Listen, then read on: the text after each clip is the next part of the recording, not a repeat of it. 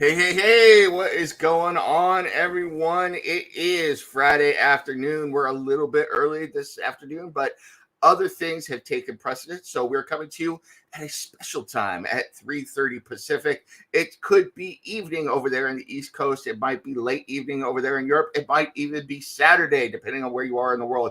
But no matter where you are, you know it is time for your favorite retro review movie review show, the Cinema Crusaders. I am one of those Crusaders, Nim David Howard. That's right, I'm here. So before I introduce my fellow Crusaders, and then we're going to introduce the movie and get into this, I want to thank you all for watching our show. Please click like on this video.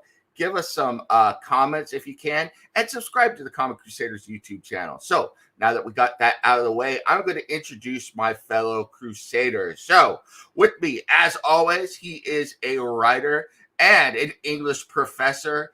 He also does a number of other projects with me and is a very, very talented man with a series of comics out for Revelation Comics. I am talking about none other than Steve Shadewing Sellers. How you doing, Steve?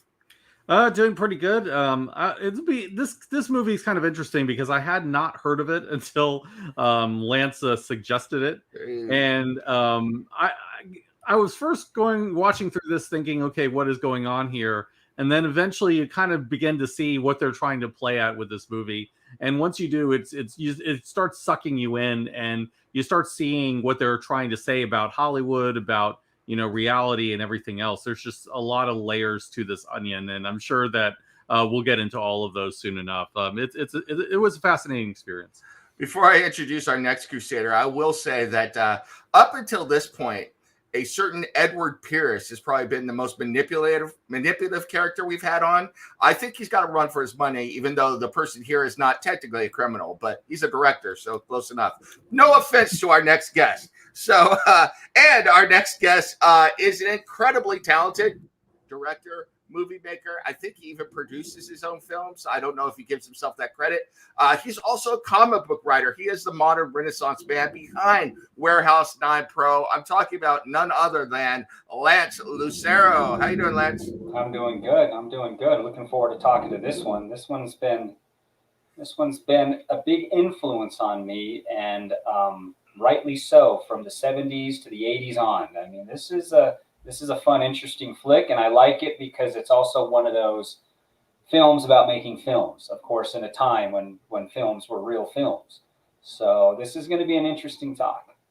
Yeah, it's pretty incredible watching this. It was almost like a documentary about making a film with a story to go with it. I was sucked in fairly quickly, and then was like curious what the heck I was watching, and I didn't really care because I was enjoying what I was watching so much.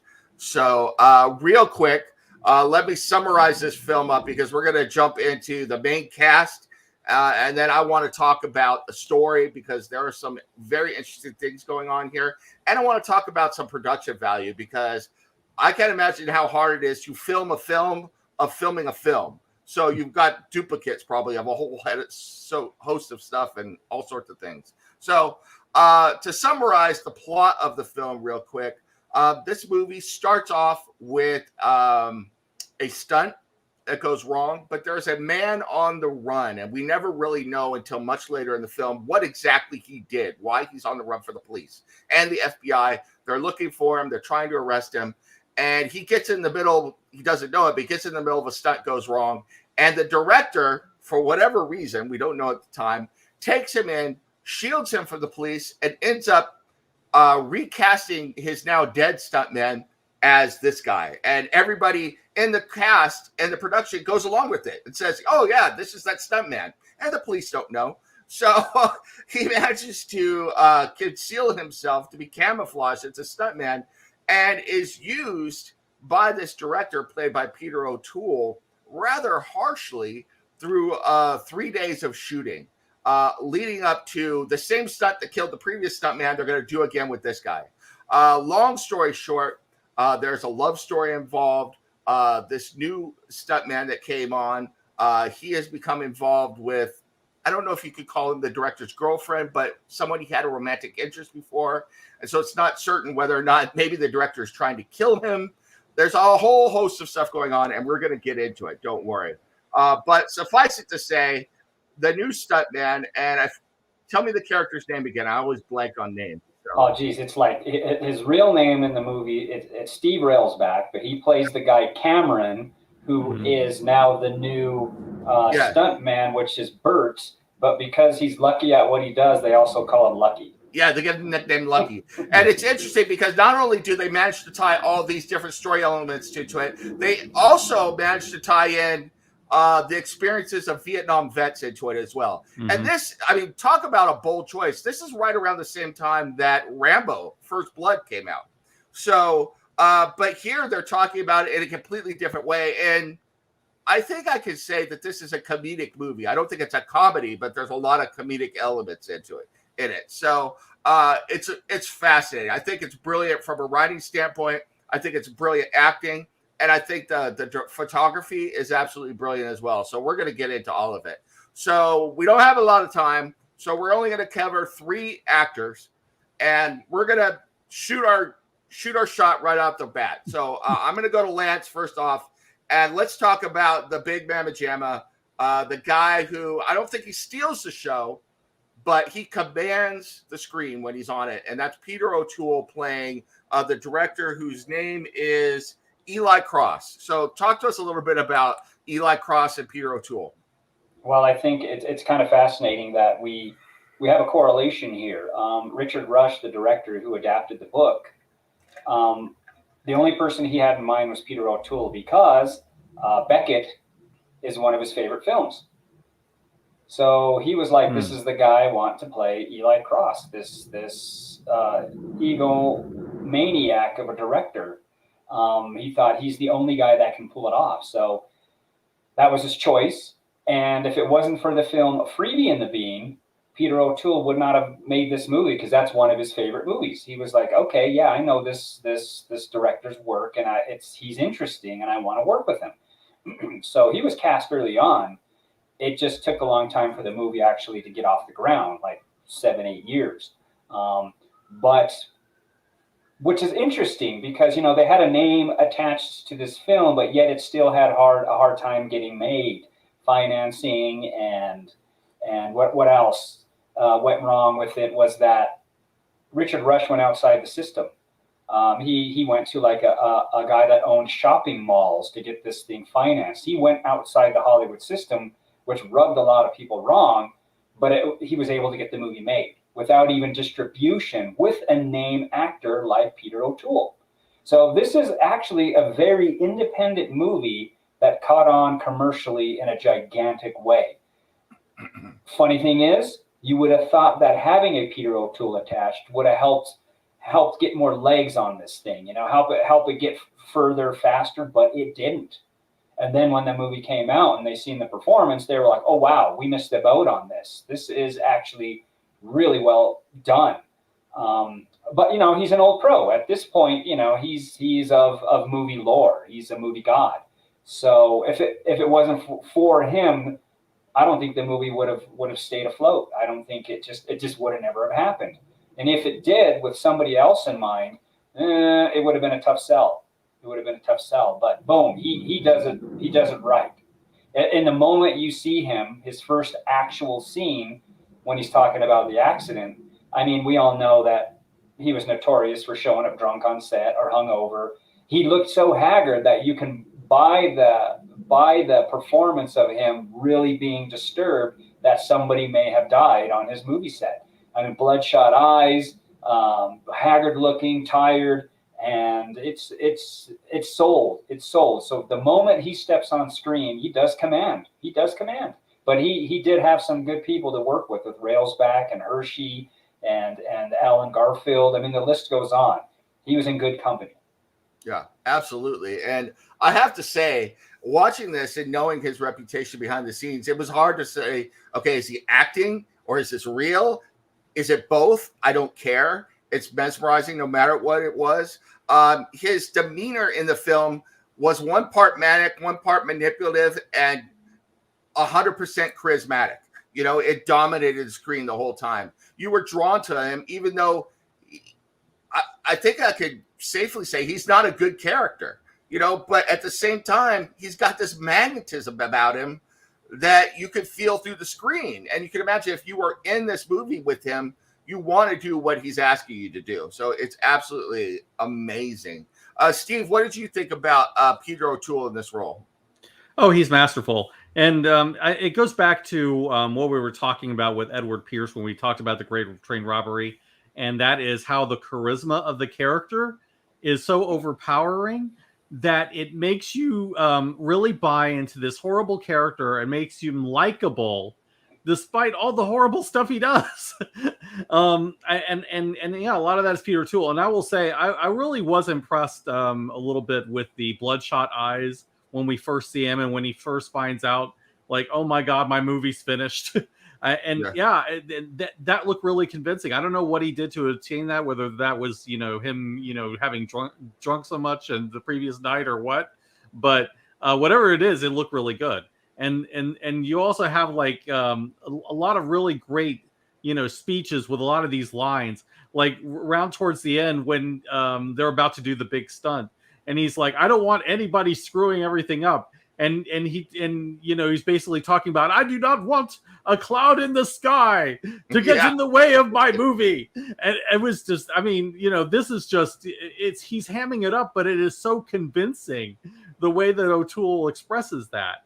And at other times he's very enigmatic. He's always this character, but you have never really know how he truly feels about anybody or how he regards anybody, or whether they're just like, he views all of them as tools, or whether he actually gives a crap about anybody.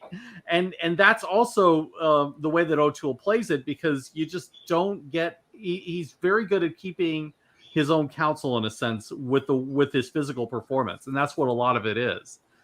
Just really, really brilliant character. And honestly, I was reminded a little bit, and Lance will probably know this reference.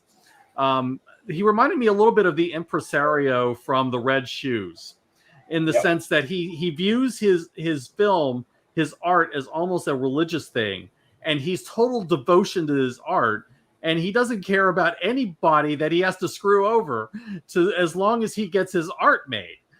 That's a kind of character that comes across in this movie. And O'Toole just, I think, is brilliant in much the same way as that character in The Red Shoes. For many of the same reasons. It's because you have actors at the top of their game, delivering these really awful characters and bringing the charisma to sell them. And I think that O'Toole does it better than most, really. Absolutely. Yeah, this character is single-minded and focused. And so I don't think you call him evil so much as amoral. It's like he has no morals when it comes to what he has to do to get what he wants, the shots and stuff like that. So, call that what you want, but that's who he is. I will also say that Peter O'Toole is the master of the monologue. It doesn't matter what he's doing.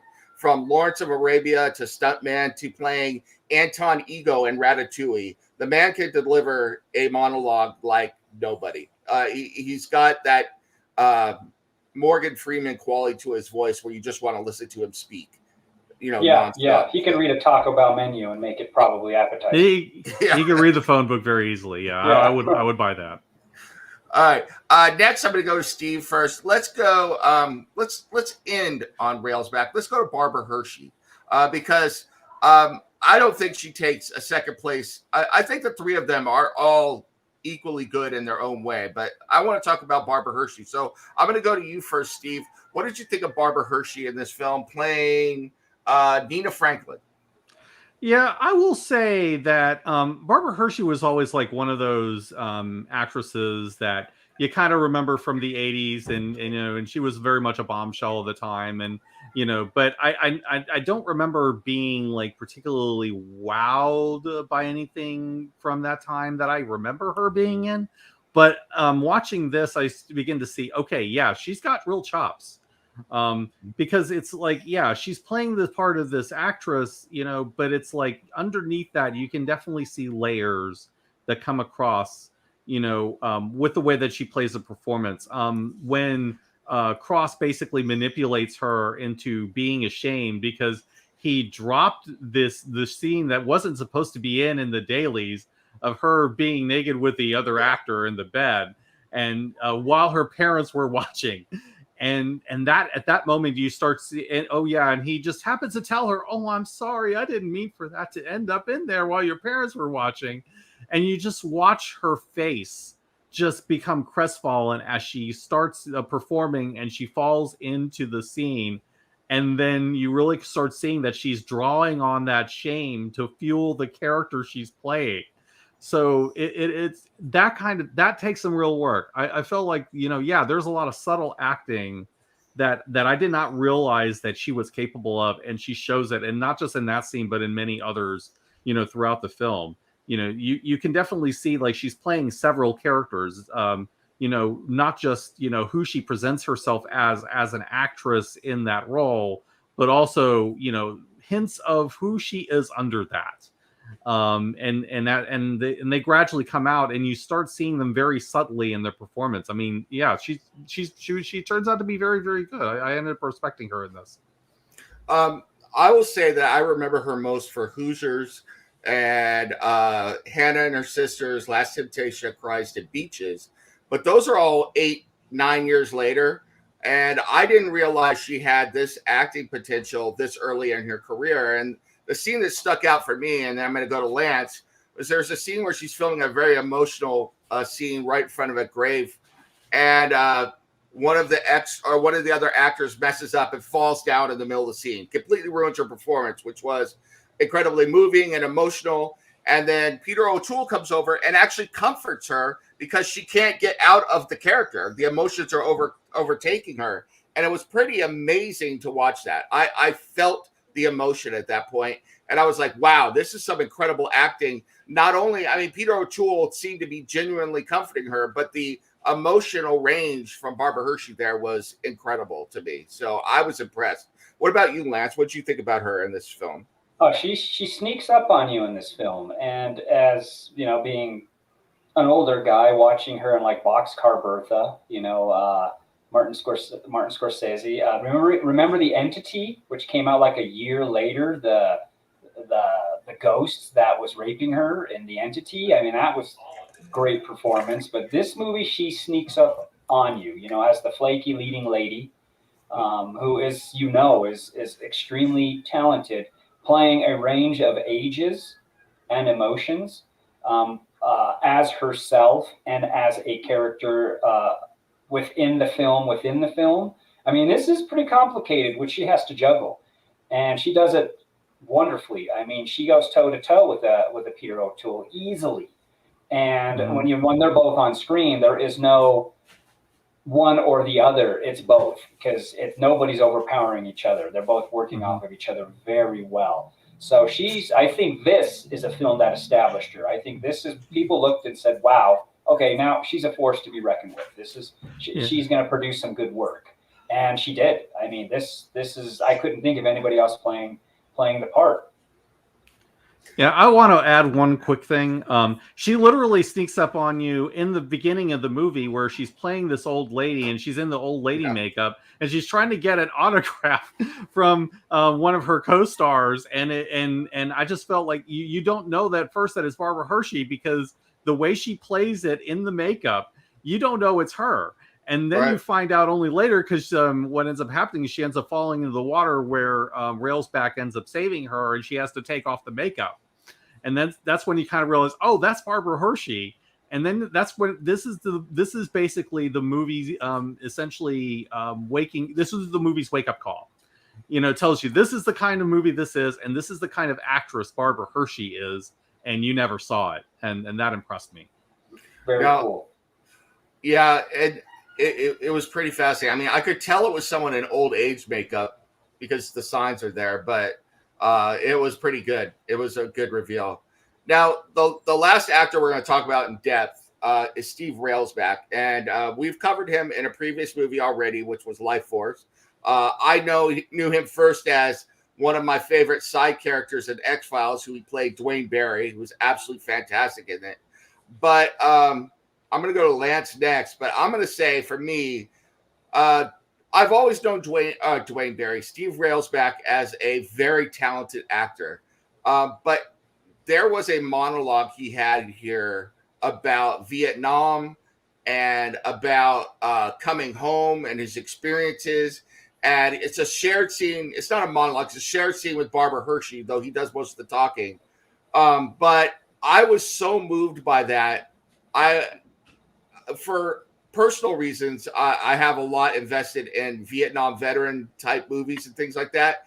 I thought that this scene had all of the impact and emotional weight about Vietnam veterans and their experience that the end of First Blood did when he's talking to Colonel Troutman.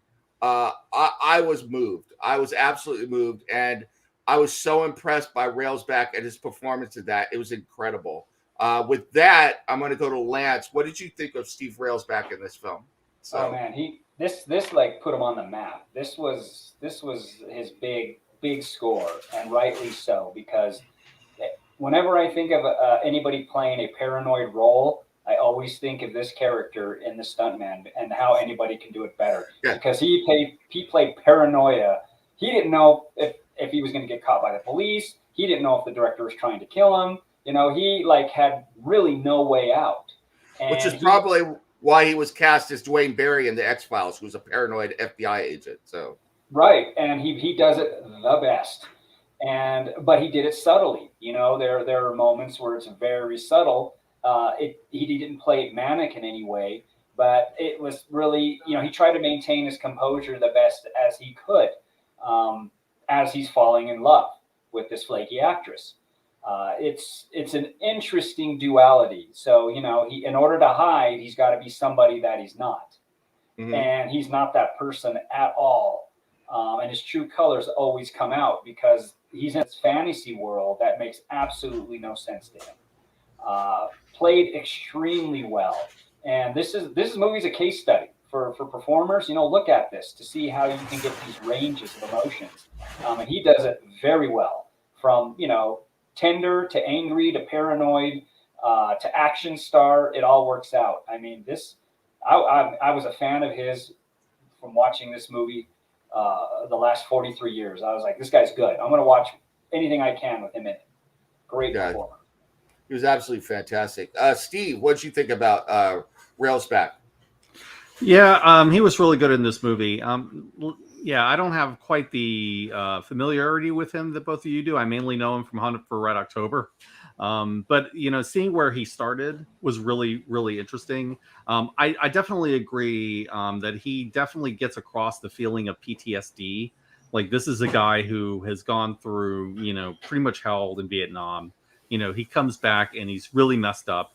You know, he's prone to anger. You know, he can't trust anybody, and then, you know, the trust is broken and he snaps. And we see that a couple of times, both in his past and also, you know, later on when, you know, he thinks that his girlfriend is cheating on him, you know, when he's starting to be paranoid and suspicious of the director. You know, and a lot of it is the crazy eyes. Like, he has the crazy eyes down, and it is a beautiful thing to see. And yet, at the same time, he's not just this unstable guy who survived a war. You know, he's going to do whatever it takes to survive. But at the same time, there are things that he cares about, and there are things that he values, and he's trying to hold on to them, you know, as much as he can, and try to build a life back from that. And you also sort of see him gradually being acclimated into Hollywood, and the way the Railsback kind of plays that, very, very, very subtly well done. I just kind of felt like, you know, yeah, I began to see why you guys rate him, you know, after watching this performance, and he does keep up with Hershey and O'Toole very, very well. Particularly, I think, in the one scene where, you know, he finally, you know, admits to what he really is to Nina, and you start seeing him completely just, you know, you start seeing the intensity, and he explodes, and then it goes so far over the top she starts laughing at it. You know, so there's a lot of range, you know, between, you know, serious acting to comedic acting and kind of back again. Very, and that takes some skill. I also thought he was very sincere, and how he comes from a different background than these people from Hollywood. And I think the best scene that sums that up is when he admits to the writer that he was expecting Barbara Hershey to be a virgin. Right. You know? Yeah, it's like, do you know where you are? So with that, I want to welcome in our fellow Crusader. Welcome in, Jeff. I'm sorry we started about half hour early. Lance Okay, I wonder what was going on. It's like, yeah. wait a second, you guys are already halfway in? Yeah, but we have talked. All we've done so far is talk about the Peter O'Toole, Barbara Hershey, and Steve Railsback. If you want to give a few comments on them, and then we're going to go right into talking about the writing on the show. So, oh, just that little bit. Okay. Yeah. Not much. No pressure. Yeah, not much at all. Well, I guess I'm going to cue a little bit off of what Steve just said there. Is the thing about the fish out of water that goes on here. And Steve Railsback is not just a normal guy. Cameron, a.k.a. Lucky, a.k.a. Bob, I guess we'll go with Lucky, that's what they tend to call him most, is a Vietnam vet with a tremendous amount of PTSD, and he comes back to the world from a shitty situation to an even greater, in some respects, shitty situation, because he was expecting to come back to a normal life, and we find out he's betrayed by both his wife, or the woman who was supposed to be his wife, and his best friend, aka business partner. And so he's got like double amounts of PTSD, if you will, and this guilt because he feels guilty about the injury he caused a police officer who just came to deal with this domestic dispute. And he enters into this world, this traumatized person, and it's a world of tremendous fakery, a world of incredible selfishness. The only person who's really telling the truth is basically Sam, the writer. That and his stunt coordinator. Those guys are always playing straight with him. But he has no idea how, Eli has to keep explaining how movie magic works. And he doesn't realize until very, very late in the game that he is in a fantasy land. Like Steve's point, they're like, was she supposed to be a virgin? It's like, well, come on, man. Any woman that age in that time period, would she have been a virgin? Highly unlikely. We're talking about after Free Love had already hit the country, right? So I don't know what he was thinking there. He sounds like he was a very all-American boy, very, very middle America kind of upbringing, that he went to Vietnam and came back a changed man, and now he's this terribly traumatized person who's now running for his life. When it seems like he didn't actually have to run for his life, but he wasn't having any of it after probably being in a tiger cage for a little while by the sounds of things. Even incarceration stateside wasn't going to be good enough for him. And we know that Eli is such a manipulator as a director. He will get what he wants, even if he's got to break the law to do it. The immorality, even with the stakes of making a major motion picture production, I don't know what his career status is. It sounds like things are a little tremulous, but having all of that get shut down by the fact that somebody did die under his watch. And even when we see the tapes and we see that it appears to be no fault of his and no fault of Lucky's that Bob died. But still, this would shut down the production, and likely the production would never finish. So there's a great deal at stake, but at the same time, it's pretty messed up, that everybody just continues on, and the whole crew who's aware of Lucky is on board with it, because this is their world and they understand the stakes. And poor Lucky, he just can't wrap his head around it until the very last frames of the film when it finally all comes together for him.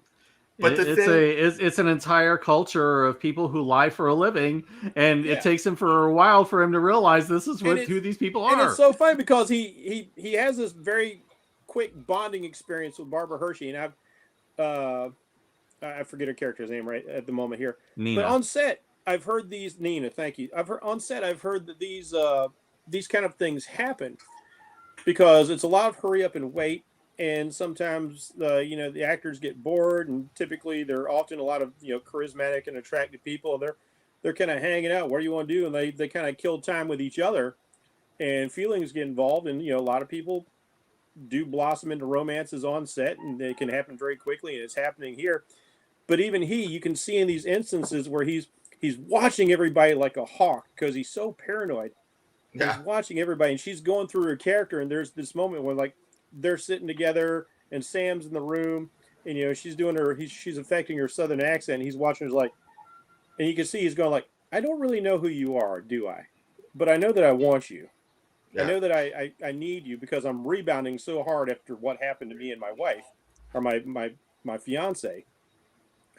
And you see these moments he gets it, but you also see that he really does fit in with this world because he's also somewhat unhinged.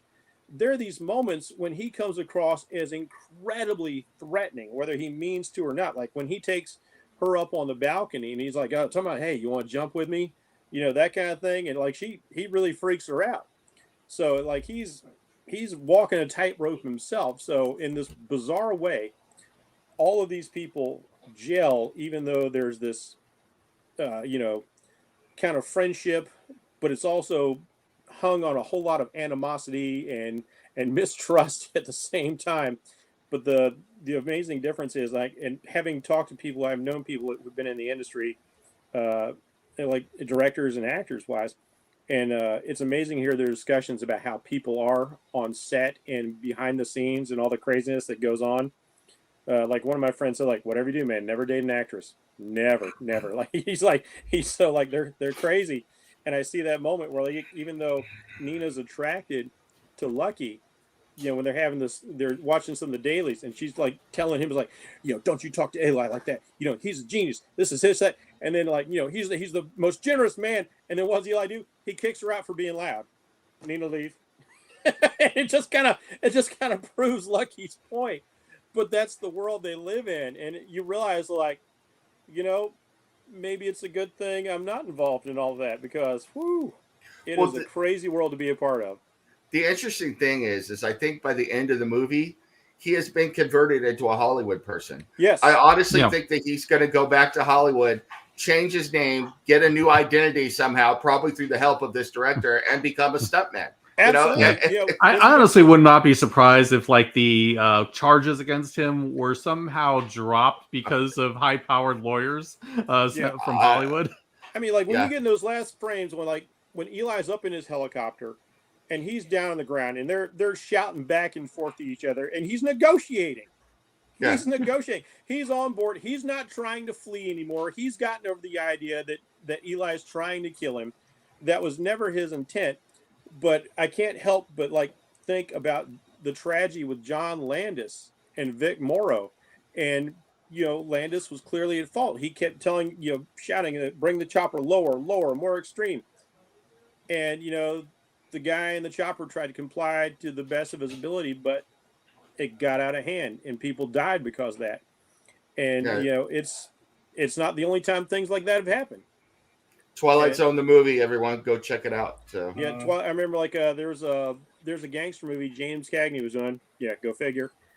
Where somebody was supposed to shoot into a window up at him, and it was going to hit the wall next to him. And Cagney says like, I'm not going to do that. I don't think that's a safe thing to do. And they had a sharpshooter. And it's like, look, we'll prove to you they'll be safe. And so they fired up there. Nobody on set. The bullets ricocheted and passed right through the space Cagney would have been standing in. Yeah, I mean, we talked a little bit about, I mentioned in passing before that this era was the end of the wild, wild west for stunt performers, where basically it was like, if the stunt performer dies or gets killed, they signed up for it, we'll get another one. So, precisely.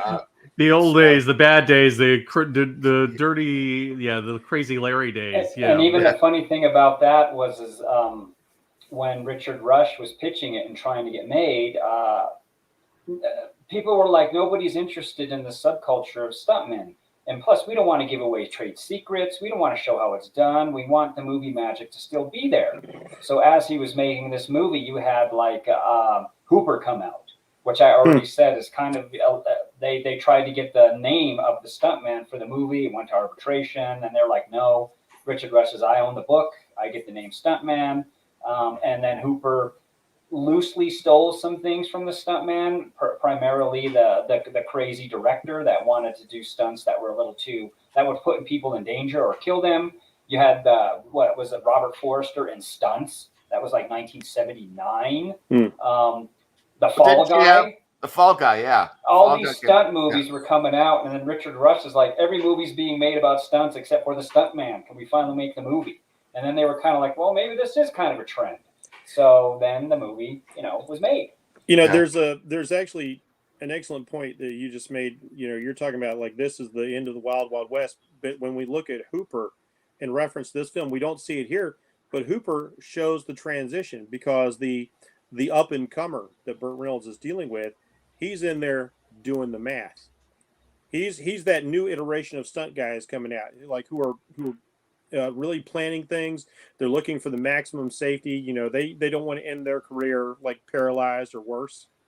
Yeah. But this movie, we're not here yet. Like everything is still balls to the wall. Yep. We're gonna get into Cannonball Run story. was only a few years later. Yeah.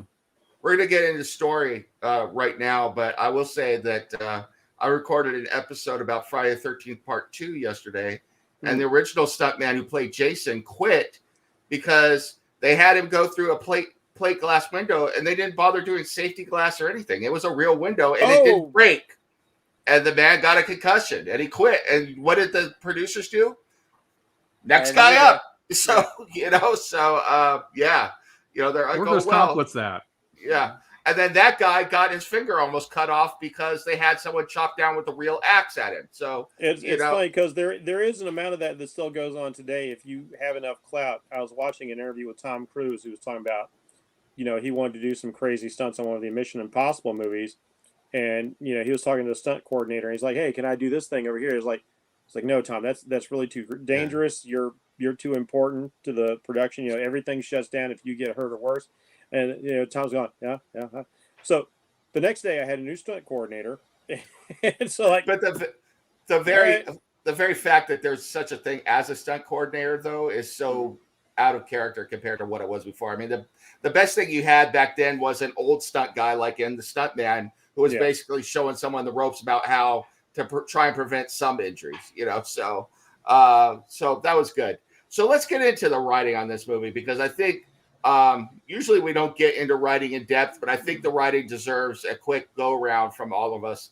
And I'm going to start with Steve, but I'm going to say real quick that I thought the writing was particularly good in this film, especially when you look at, and I'm sorry, but I'm going to go here. You look at the writing on modern films, it is just not that good. No.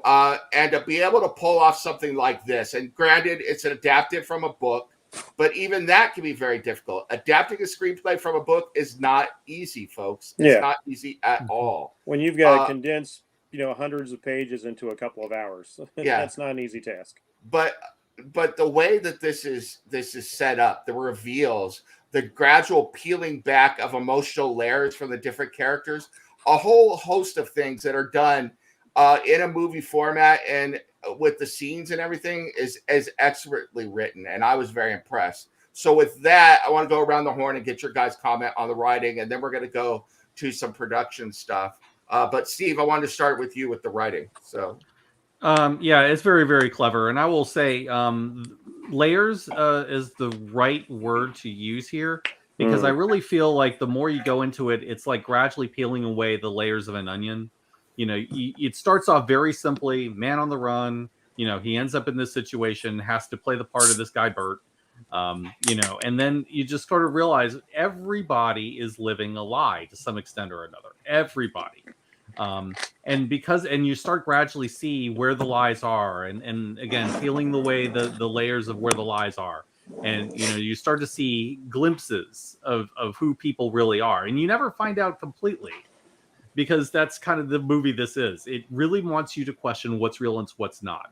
How much of this is artifice and Hollywood movie magic, and how much of it is manipulation and trying to pull out the heartstrings, and how much is there of being genuine, and how much of the genuine feelings of the actors are creating the artifice, because it goes back around both ways.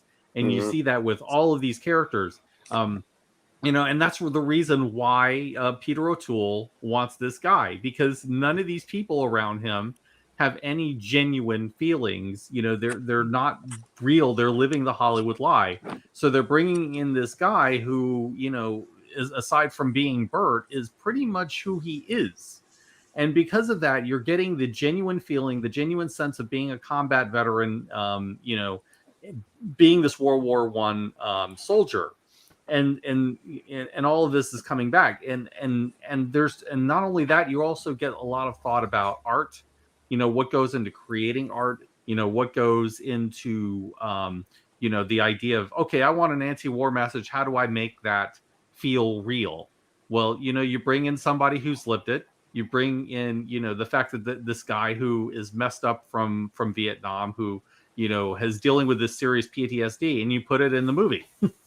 And the way that message is delivered, and how Peter O'Toole's character kind of arrives at how to make that message feel genuine and convincing, so he has that journey, as well as Railsback kind of gradually becoming more Hollywoodized as he learns to kind of let go of his paranoia and become the Stunt Man.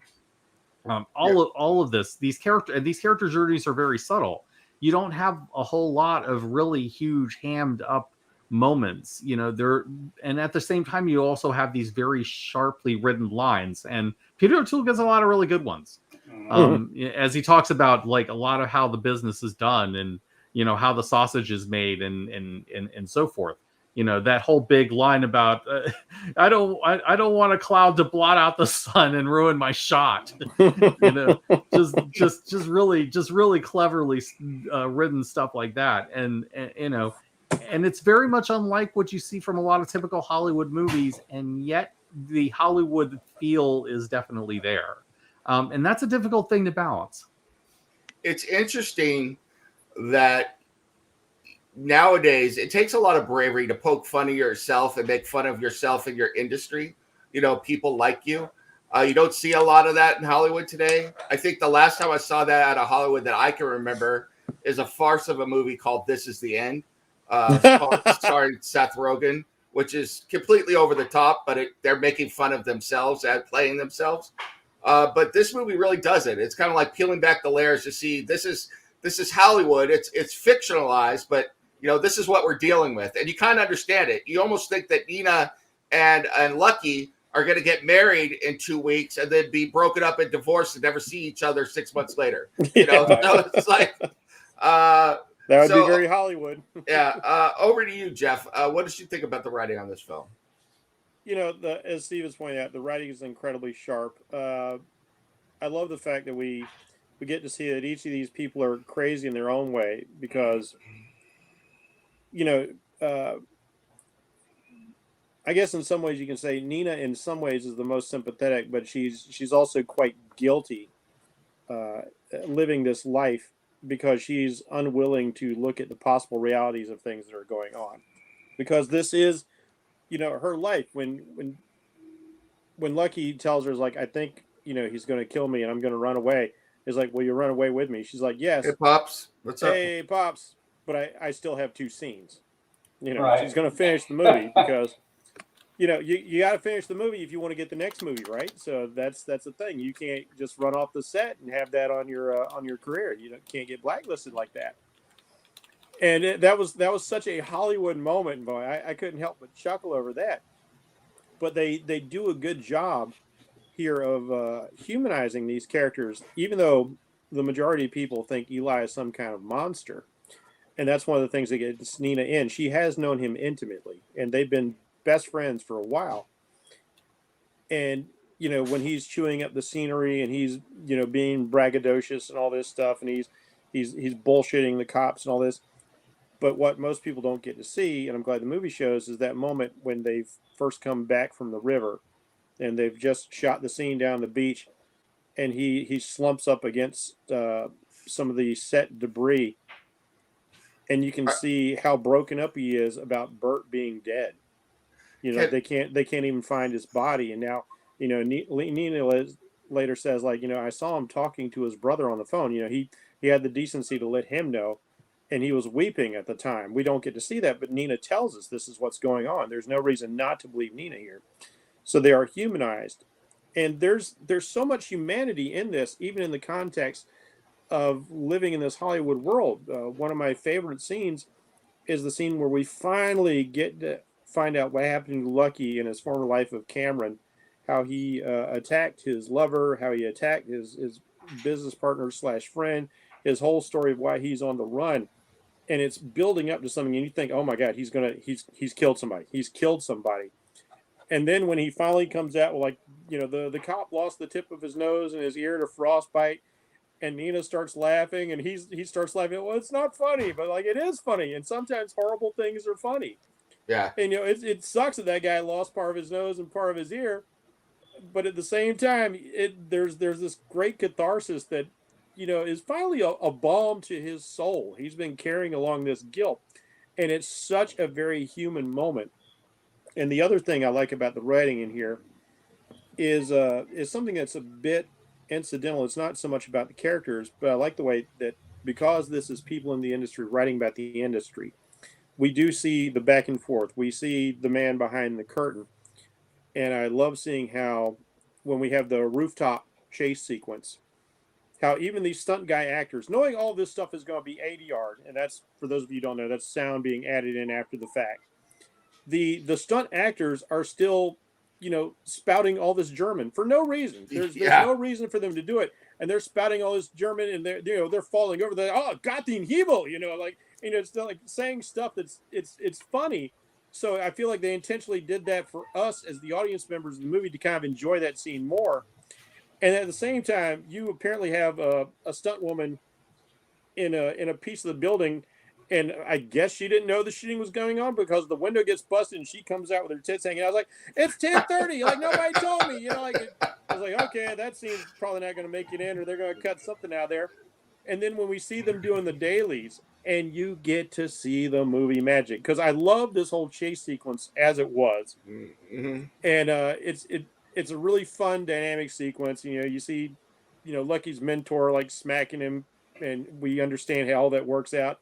But when we see the dailies, and we see the cinematicness of it, it's backlit, so they've done this cool stuff in post, because we're seeing it with our own naked eye. And as Lance will tell you, like, they've got the lenses at certain f-stops, and it's just like, it's making all the characters silhouette, but all of this glorious sun is coming behind them, and it just makes for a whole different experience.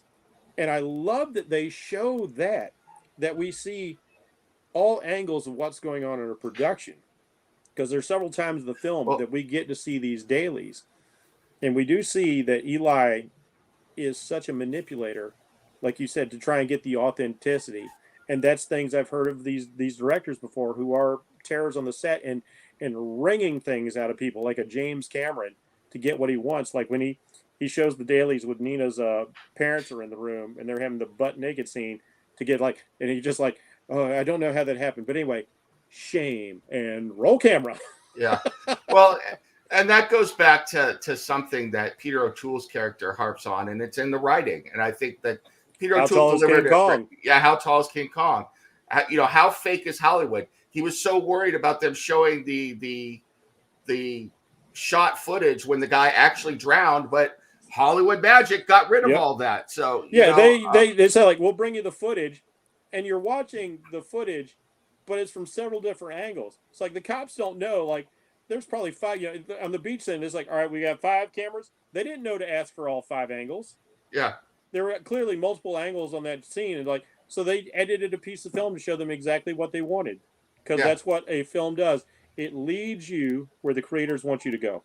And it really goes to that thing, this concept of movie magic, and we're going to talk about that after we get done with Lance talk about writing. but the movie magic, because they're illusionists. You're an illusionist when you're Yeah. making a film.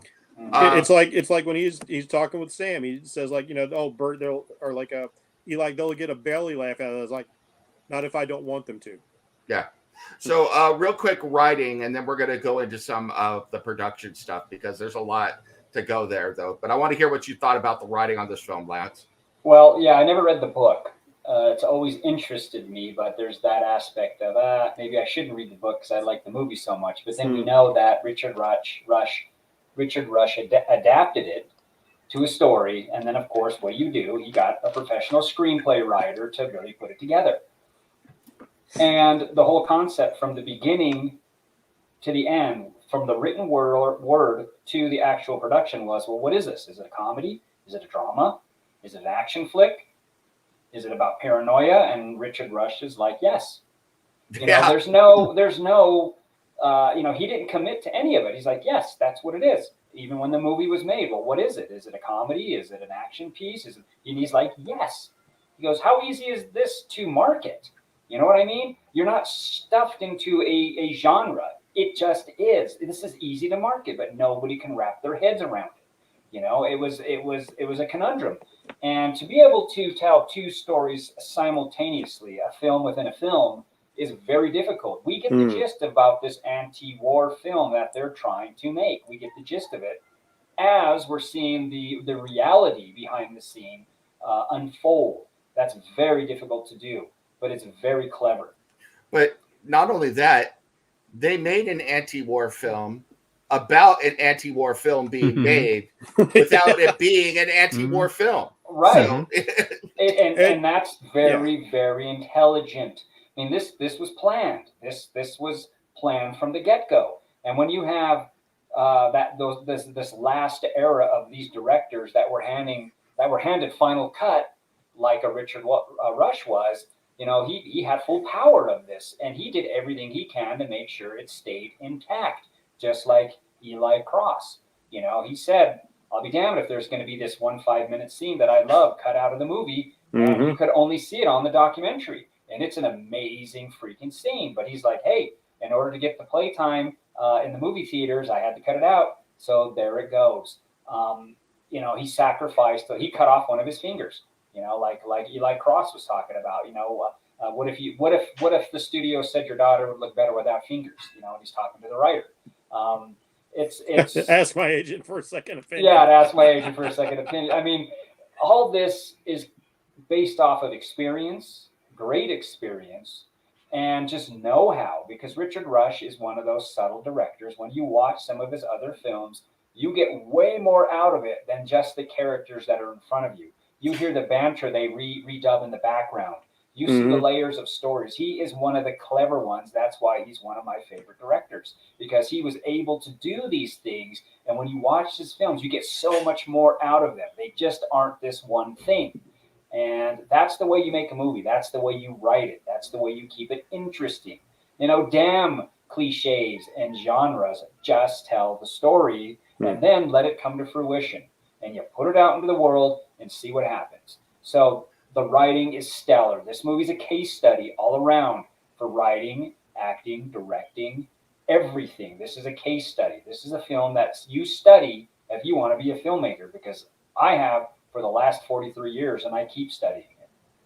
Now, we're going to get into production now, and I'm going to go back to you in a minute, Lance, but the first thing I got to say about it is that this film opens up on two shots. I don't know if they're establishing shots. I may be using that terminology wrong, but one is of a dog, and then one is of a very country bumpkin rural diner out in the middle of nowhere. And it sets a tone for the movie that the movie then completely throws on its head, because before we know it, we're at the Santa Monica Pier, a real life location, and then we're at the Hotel Del Coronado in San Diego, which is a ritzy place. But it's amazing to me. It's something you don't see now, where you have these establishing shots. The dog had nothing to do with the show and the diner of the movie, and the diner is only tangentially involved for a few minutes. But the way it opens establishes some sort of expectations in me. And then when the director subverts those expectations, it takes me someplace else. I'm already tipsy turvy, and I'm like, what is going on? You know, and it's done emotion in me, and so I was impressed by that, and it's something you just don't see anymore, and it was very common back at this time and throughout the 70s and 60s. So I wanted to hear what you thought about that, and then anything else you wanted to add on production. We'll go around the horn for a little bit because there is a lot to talk about here, which is why I kind of rushed through some of the other stuff. So over to you, Lance. I think it was genius. I mean, you start off, why, okay, dog's licking his balls. I mean, yeah, okay, it's goofy, it's funny, it's juvenile. What the heck? You got this eagle, this bird flying around that gets, and you have this helicopter in the background. It's like, well, what's this weird helicopter in this quiet town doing? And then it all slowly comes together. The police are approaching. You get this impending doom, but not really, because it's confusing, but it all adds up. It all adds up within 5-10 minutes. It all adds up perfectly. And that's the way you start a movie. You don't beat somebody over the head with your story. You don't tell them what it's going to be in the first 5 minutes. The idea is you keep asking questions so people keep watching. That's what you do to lure a person in. And it doesn't matter if it's comic books, television, books, movies. This is mastery.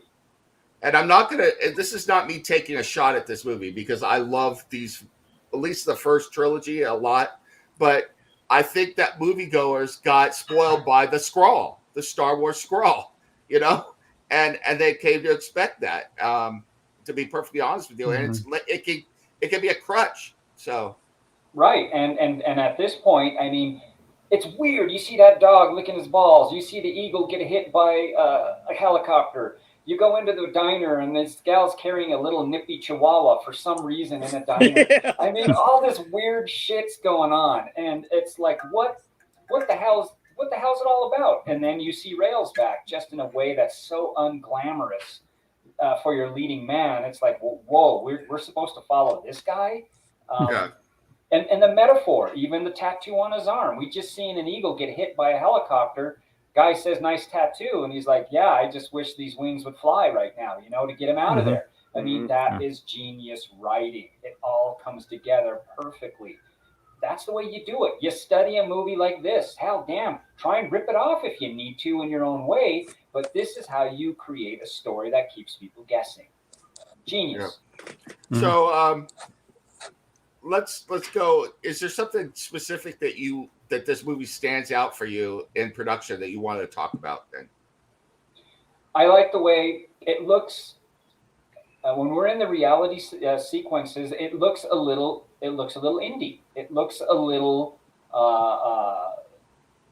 not as glamorous as it's supposed to. But then when we see the making of the movie, like Jeff said, it's glamorous. You see glamour shots. You see sunsets. You see, even behind the scenes, things are lit really awesome. It's more cinematic. And then when we get into the regular story, it's a little gritty.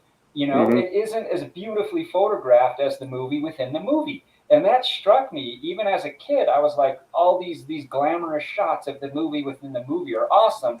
But yet, the grittiness of the actual story unfolding is kind of fun. I didn't put those correlations together years ago, but as time progressed, I'm like, this is funny. He's making a point. Life is gritty. And then there's the glamour of movie making. There's the fantasy of it. So as far as the cinematography works out, I think that was a genius choice. Of course, working with the director of photography, Mario Tosi, I think that worked out fantastically. You don't see that much. You don't see that happening, especially today. You're not going to see that. But it was clever. I think that really added to the production value. Excellent. All right. I'm going to go to Jeff next. I'm going to wrap up with Steve on this. On the production, anything that stands out that you wanted to talk about, but I want to also ask you about this. And Lance, feel free to chime in here as well. And Steve, also, if you have something. How difficult do you think it was to have a film filming a film? So in other words, you probably have a crane, but you're going to have another crane. When you have the helicopter shots of the people filming with the helicopter, you're going to have another helicopter filming that helicopter, all those things. So in my opinion, it doubles your workload. It absolutely. I mean, like I'm sure Lance is going to talk about it. It's all a matter of planning, which clearly there's a lot of planning that went on here. But there's still another layer of complexity that's added to that.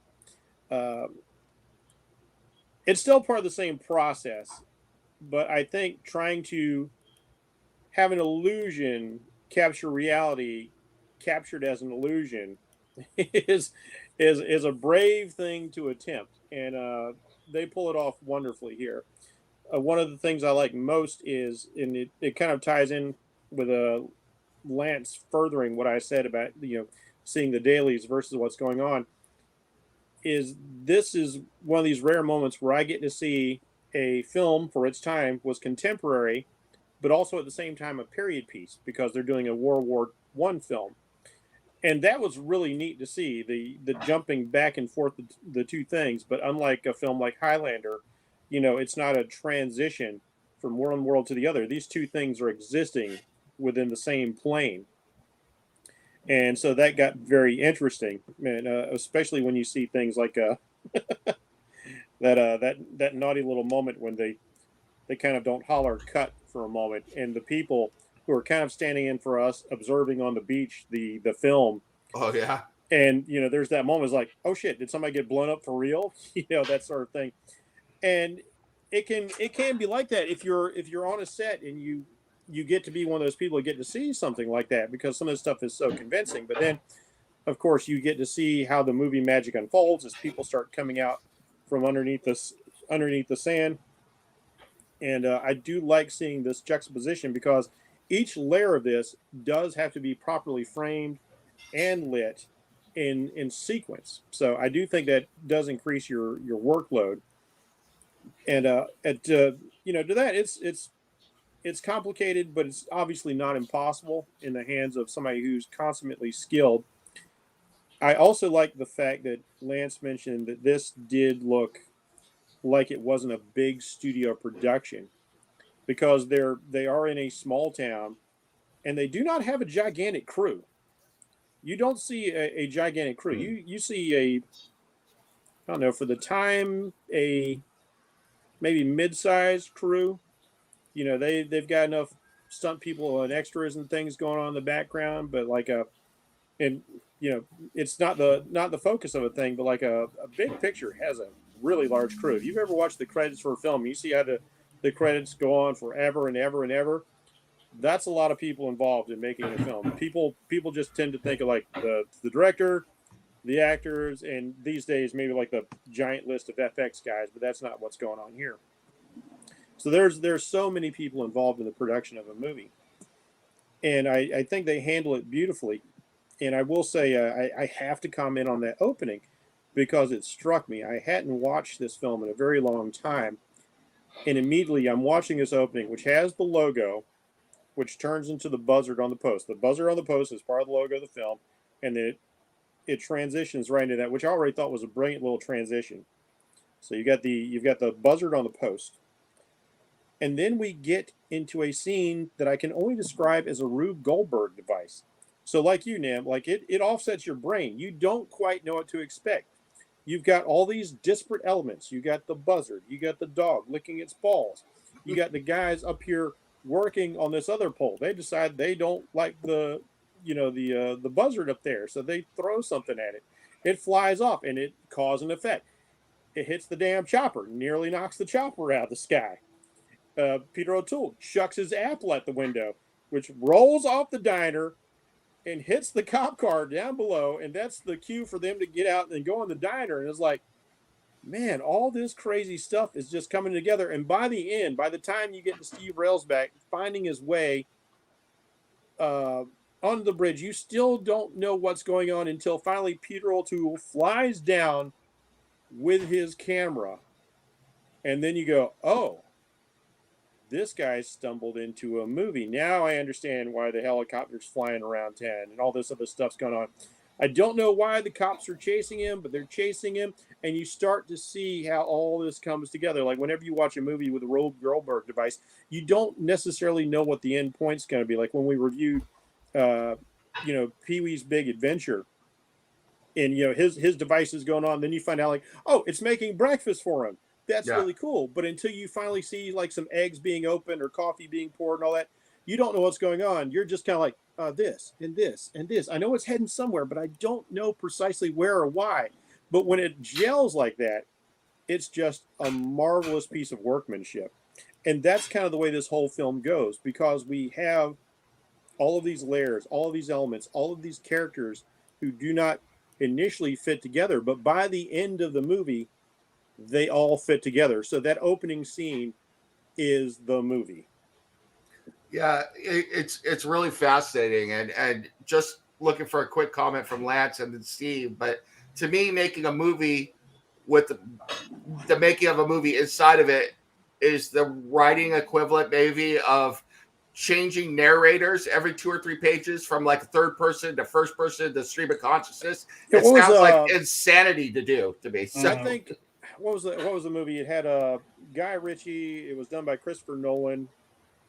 Was it Memento? Yeah, he couldn't make memories. Yeah, Memento. And that's what this opening scene, a lot of this movie reminded me of. The way the production is laid out, it keeps your attention because it keeps making you ask questions, like Lance says. And as long as you're asking questions, as long as your production and your whole story is leading you somewhere, you will stay invested in it. And this movie does that from like the nails into the floorboards all the way to the tops of the castle walls. Like everything just leads you right there. It's a movie where everything on screen absolutely serves the movie, from the costuming, the production, everything that's going on. It's a masterpiece. It's a masterpiece in my mind. And I'll tell you, I learned so much just watching this film, even as a child. When they have the sex scene and they walk in and they spray people down, I was like, oh crap! So that's how people sweat in movies. Somebody actually comes in and sprays you with a bottle. Yeah, not very romantic, is it? Especially when they react like they're supposed to be all sexy. Now somebody sprays them with some cold water, like, ooh. So you know they got goosebumps now. Do you have a quick comment, Lance, about the making of a movie within a movie? So. Oh. Nope. Lance is frozen. Uh-oh. All right, we'll wait for Lance to come back. Steve, over to you. What any thoughts on the production on this film? And I'm curious what you thought of the writer in this film, if it rang true to you like it did to me. So, firstly, I kind of want to get back to the opening a little bit because it reminded me of something else. Yeah. Well, the best you were thinking Memento. I was thinking The Wild Bunch. And the reason I was thinking that is the opening for that movie is you have a bunch of scorpions, in a pit being covered by ants who are trying to devour them. And that is basically a metaphor for the Wild Bunch themselves as they are basically killed in this last stand, fighting all these people in South America, Central America. And I felt the same way about this because you have this dog who's being chased away by the police. You have the eagle and all of that. Now, at first, you're kind of thinking, well, my first thought on watching it was no animals were harmed in the making of this movie. But my second thought was more, okay, I don't know what's going on with this, but I'm beginning to see gradually that there are definite symbolic elements being in play, between the animals and the characters in the film. And so once you realize that, you say, okay, this works in hindsight. It kind of confuses you watching it for the first time while you're trying to figure out what's going on, but it adds repeat viewability to the movie. And in hindsight, it becomes brilliant because once you start seeing what they're trying to aim at with this, that the whole idea that these animals are supposed to represent these other characters in the movie and the general plot of the film, it's like, okay, now I'm beginning to see where they're going with this. This is actually very cleverly done, and I can respect the crap going into that. I will say that, and I want to go to Lance now that he's back on the comment about. Oh yeah, I do want to address your other question before you do that though. Yeah, I do want to say real quick though on what you were saying. It reminds me of another movie, and it has to do with something Lance posted earlier. It reminds me of the opening of Patton, where you start off with Patton and there he is giving his speech and everything, and then immediately we transition to just a bunch of bodies getting looted on a battlefield, and they shoot some vultures, and it's like, what the hell is going on here, and then you find out. So it's an incredible technique. It's a way to get the audience off balance and start them asking questions, like all of you were saying. So, but yeah, to the other question, Steve, take it away. So. Yeah. So you were asking how believable he was. I thought he was quite believable. And I will say, I got the feeling that that they definitely were going off of writers that probably these people had actually seen in Hollywood. I was reminded very briefly of Sam Raimi. I don't know if it was the actor, the way he was playing it, or the way he kind of looked a little bit like him, but that's what I was. And even the name Sam kind of made me think of Raimi. So it's like I could definitely kind of see that, but I think a lot of it is more that. I don't know who it was that said he was one of the few people who actually speaks the truth, and I'm like, yeah, because that's the writer's job. The writer is meant to speak, universal truths through the language of, story, and so you definitely get him seeing that. He's the one person who calls out Lucky on him having basically run off Nina, with his paranoia. So yeah, it's like, yeah, I'm probably going to get killed for this, but I'm going to tell you the truth anyway about this. So yeah, I definitely got the sense that, yeah, this is somebody who's a keen observer of the human condition. And he's definitely throwing that in his writing, and he's definitely, one of the few people like calling people out on stuff that's going on. And yet he's not doing it, bluntly. He's doing it very diplomatically, because he knows where he is. He knows he's in Hollywood. He knows he's dealing with these big egos. And, in a way, he's doing it almost diplomatically. And I kind of feel that because I've had to do that at times. So well, I think that stems from what you said, that he's a keen observer of humanity, because he gets in Eli's face because they're friends and he knows what Eli's like. He knows he can talk to Eli like that. But when it comes to Lucky, he takes a much more gentle approach because he understands this whole world is such a culture shock to him. I also, I have a soft spot in my heart when they have writers in movies, when they're done well. Another one that I love is Radioland Murders. It's a very comedic movie, but there's some funny people that play writers in that movie, and they're all like, they're staff writers on a radio show making rewrites as 5 minutes before the show's going to go live. Yeah. And you got Bobcat Goldthwait and Robert Klein and Harvey Morgan and a bunch of people playing writers. They're hilarious. It's a great movie if you ever get a chance to check it out. I'm trying to remember what movie it was. It was Dustin Hoffman, and he was a playwright, and he's sitting there behind the scenes with his son, and he's like listening to the audience. He's listening to dialogue, and he's going like, "Don't laugh, don't laugh, don't laugh," and like, nobody laughs. He's like, because he obviously he had an issue about that scene that was about to go up. It's like, okay, it was cool. They got it. Yeah, it's pretty good. But I wanted to get back to Lance. I wanted to ask you specifically if you have any experience at this, but what did you think of them trying to film a film about making a film? So it's very cool. I like the aspect, like even in the brothel, when they were in the brothel, you can see the lights in the background, how it was lit. And then I'm just thinking to myself, I wonder, it looks like they just used the lights that were set up already and then just pulled the camera back into a wide. So you can, you have to have some extra stuff there, of course, an extra camera, extra dolly, all that stuff to prove the point. But there were moments where I'm looking at the shiny boards and stuff on the beach going, oh yeah, looks like they're throwing lights on, on the subjects, which is very practical for the moment. So I think there's a duality. It's very, very difficult, but on the same token, it could be practical because you don't have to hide all the gear. You could still photograph what's happening. I was impressed with some of the stuff, thinking, hey, that's great. How they're doing that. Even when they're showing the tank destroy that city, which was a set that was set for demolition. They got to destroy a real set at no cost. You know what I mean? And it's like, okay, there's the movie within the movie within the movie now. It goes a third layer. and I thought it was hilarious too. Even when they pulled back and you see them holding a fake window frame in front of the Yes, I love camera that. that's not really running, and then he snaps because somebody else cut.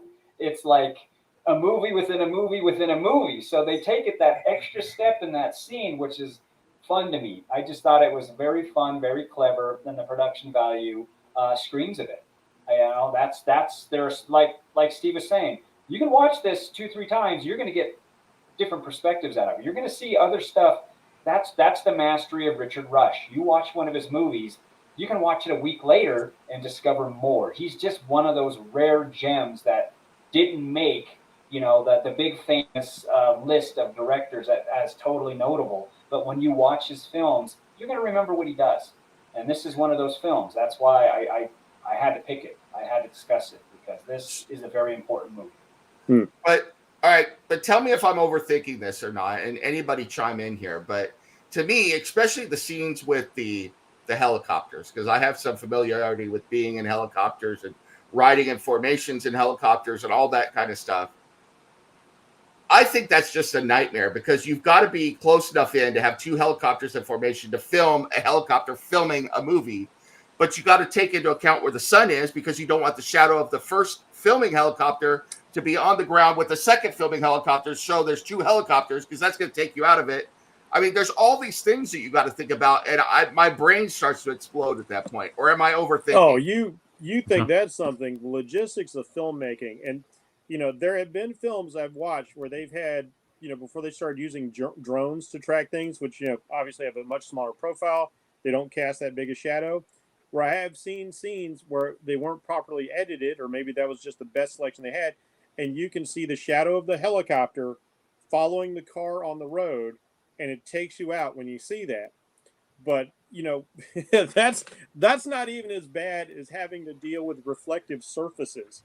But I didn't. Seeing crew in setups in somebody's glasses, or in windows, or in doorknobs, or anything shiny and reflective. That's like the biggest nightmare on any set. And I keep thinking of films like Enter the Dragon.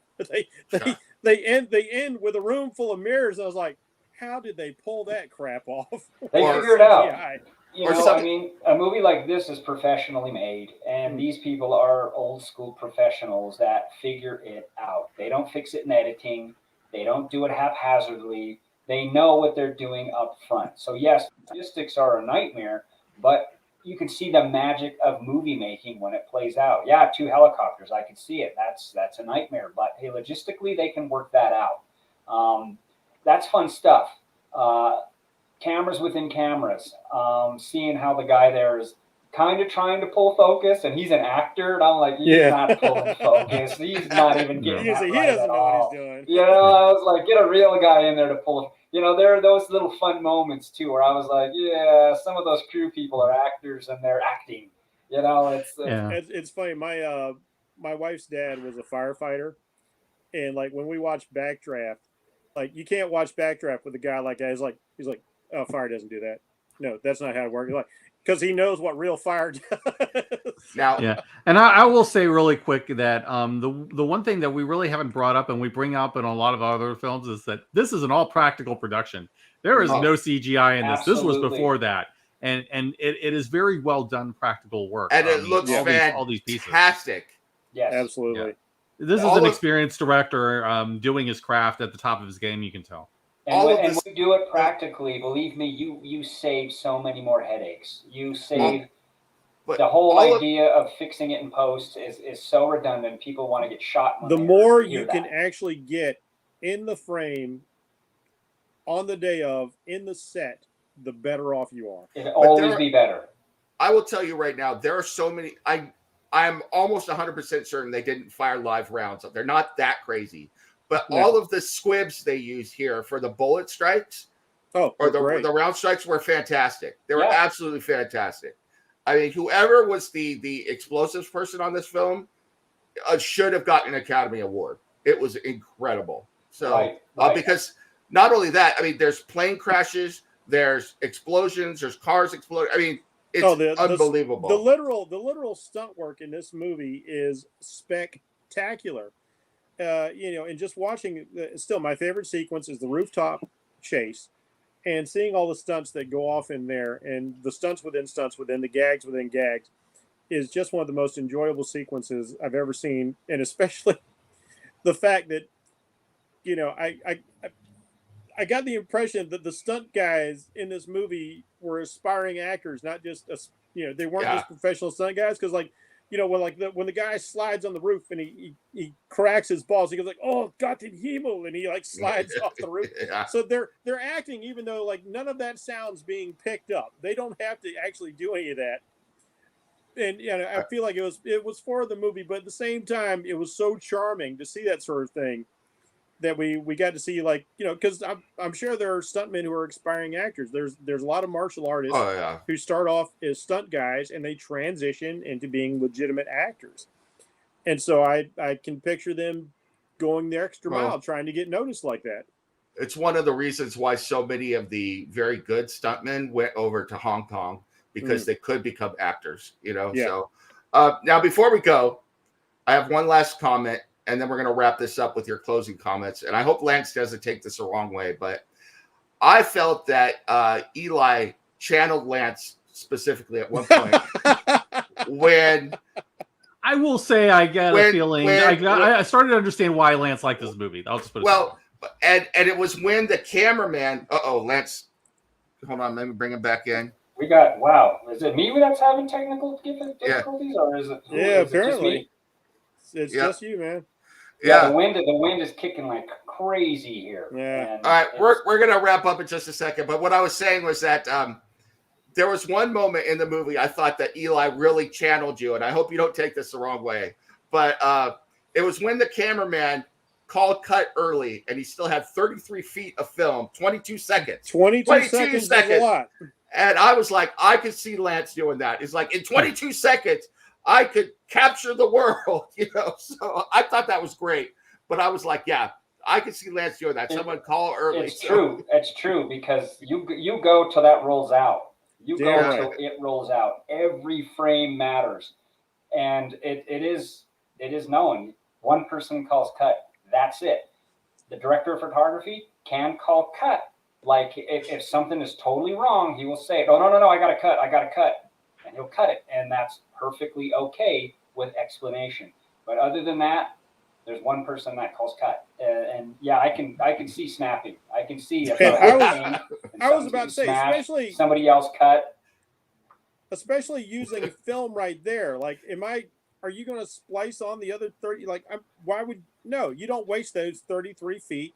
You shoot that, and then you put a couple other cans in the reel, Yeah. That's just how you do. So, but I saw that, and I was like, I think that's Lance right there. So I was like, I dare say that would be anybody who was an auteur back in the day. Yeah. Or somebody like a Quentin Tarantino still today. You handle it differently today, but there's a communication of, one person says go, one person says cut. That is it. All right. It all stops with the director, and it just kind of, I get the feeling that he felt like he was undercut, by the DP or whoever it was. Because I don't understand. Like, I know, like Robert Rodriguez did it out of necessity. When he started out, he could only afford so much footage, so you've really got to plan down to the second what you're going to do where. And Clint Eastwood just practices, I'm going to get it right in the first couple of takes. If I go 3 takes, I've gone too much. I like to shoot a lot more, because you never know when something is going to happen, and if you're not rolling, you miss this this magical moment or this happy accident. So I like to shoot a little bit more. That's the film versus. Oh, he's gone again. All right. Yeah. Let's wrap this thing up, because the weather is being ugly over there. So I'll start real quick. I will just say that I very much enjoyed this film. I was pleasantly surprised. Not that I didn't think it was going to be good, but I didn't think it was going to be what I got. And it was absolutely a joy to watch. It was entertaining and informative, and a surprise, and I loved watching it. So I was very happy. With that, Steve, do you have any final thoughts? And hopefully Lance comes back. So Yeah, I think my thoughts are not too dissimilar from yours. I mean, I got a feeling that it was going to be a well-made movie, but I had a feeling it just was going to be one of those things that wasn't for me, and I would be struggling to find things to talk about with this movie.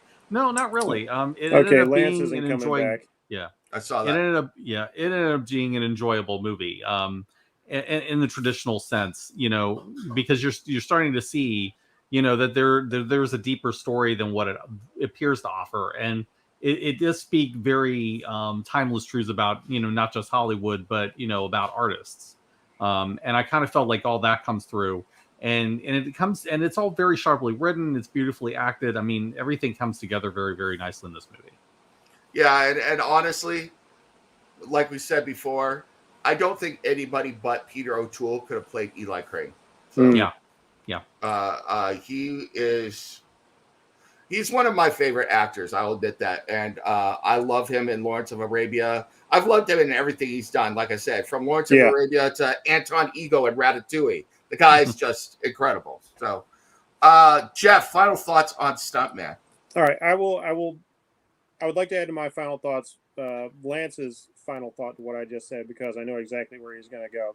Okay. And he was going to say that the difference between the statement I made about like having a little bit of extra coverage is the difference between video and film, because video does allow that flexibility that I can shoot more. And Lance does not think that is necessarily a good thing, being able to shoot more. He'd probably point to somebody like Kubrick, who overshot everything, reams and reams and hours of footage that never gets used, never serves a purpose. So Lance would be all about like, it's all about planning, get exactly what you want, and just make sure that's what you're going to do. I am a believer of being able to see what happens sometimes in the moment. So that's the two differing opinions there. Now, as for this film myself, I'll say I saw this kid. When did this movie come out? 72?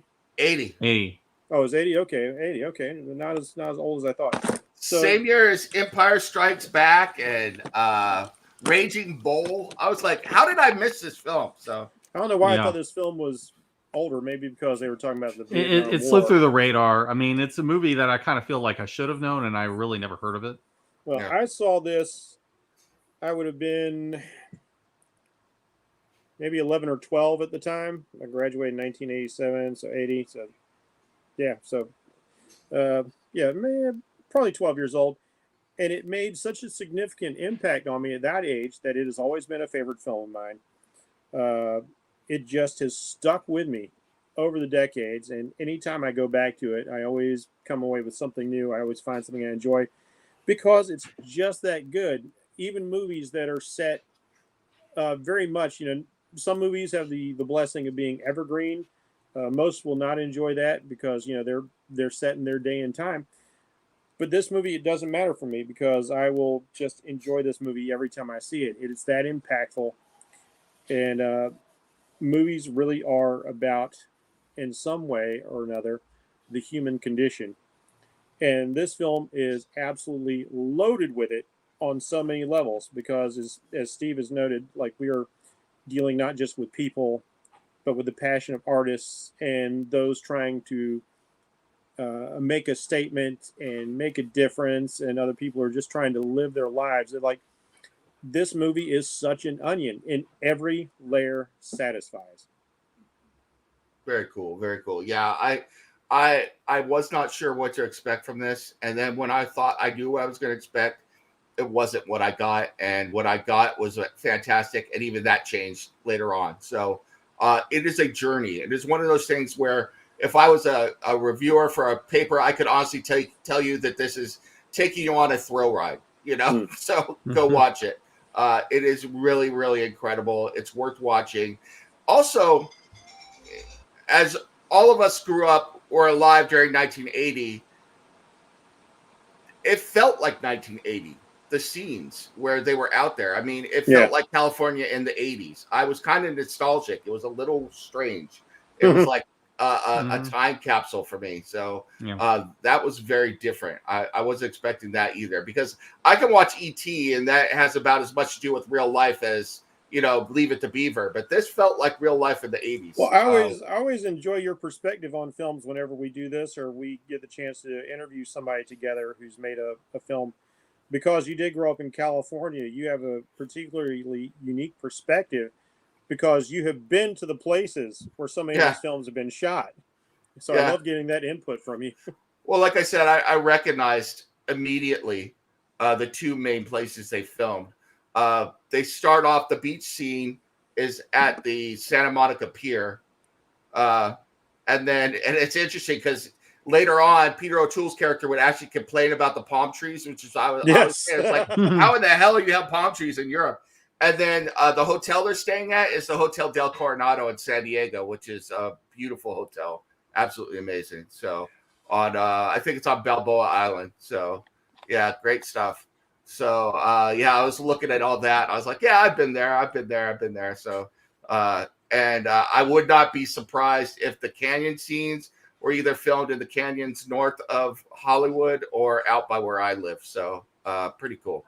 So all right, with that, I want to thank my fellow Crusaders for being here. Thank you so much, Steve. Yeah, glad to be here. This is one of those times when I feel pleasantly surprised and I feel rewarded to have watched the film. So yeah, I keep hoping for more of these. Awesome. Thank you so much, Jeff. Sorry we started a little early and that I didn't get that communicated to you. Lance obviously was worried about weather problems, they got it. So, but as always, glad to be here. I'm glad I didn't miss out on this because this, like as I've said, this is one of my all-time favorite movies. This is the film that introduced me to Steve Railsback, who became a favorite actor for me to watch forever after. Dwayne Barry. That's all I can say. So. Yeah, I mean he's not your classic, Hollywood man, especially not what we think of today. And I kind of miss the fact that we don't have kind of average looking people. I do love the fantasy of like really good looking people in films, like The Rock, Vin Diesel, Tom Cruise, Brad Pitt. It's enjoyable to have those, Greek gods standing up there on the stage and being like awesome and all that, and all their female counterparts and contemporaries. But I also enjoy watching people, and I'm sure he got cast because he's more average looking, and he's cast against like some of these, like the starlet is, of course, Nina's very beautiful and very glamorous. And I do like seeing that in films as well. Yeah. And that's something, I think there's less of it today, but back in the day, there are a lot. I mean, Ernest Borgnine and Carl Malden are not good looking men. They're handsome in their way, but they are what they are. I think in the 80s is where we really started getting into sort of the glam period of movie making, and it continued forward into what it is today. We're like, like who's got the face? Who's got the look? Yeah, definitely. Ernest Borgnine had a face that Charles Bronson as well. Yeah. So I mean, back in the day, it was just all about like who's got the most talent, and then somewhere along the way, it became who's the prettiest. And thankfully, we've gotten some very attractive people who are also quite talented, but that's not always the case. And I will say that I went through a period of my movie watching, life where I unfairly judged some people because they were pretty and didn't think they were talented. And the number one person I could say about that is Brad Pitt. I didn't watch a lot of his movies early on because I was like, he's just a pretty boy. And then I watched some and I was like, okay, he's good. So, so. All right. I had that with Tom Cruise initially because of Risky Business. So, all right. Thank you, everybody, for watching Cinema Crusaders. Like we said at the beginning of the show, if you like this content, please click like on this video. Leave a comment if you so choose. And subscribe to Comic Crusaders YouTube channel. We got a variety of different shows on a whole host of topics. We don't just cover comics. We cover toys, TV shows, movies, wrestling on occasion, music, all sorts of things. We are all about pop fandom. And role-playing games even. We've done a few of those. Yep. So make sure you come and check out what we have to offer.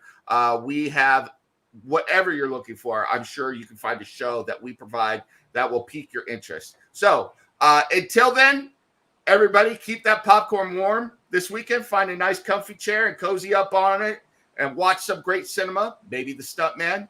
And next week, we will have a pick by Steve Sellers, who will be choosing someone other than Peter O'Toole from this movie to carry forward into the next one. So I am looking forward to what that is.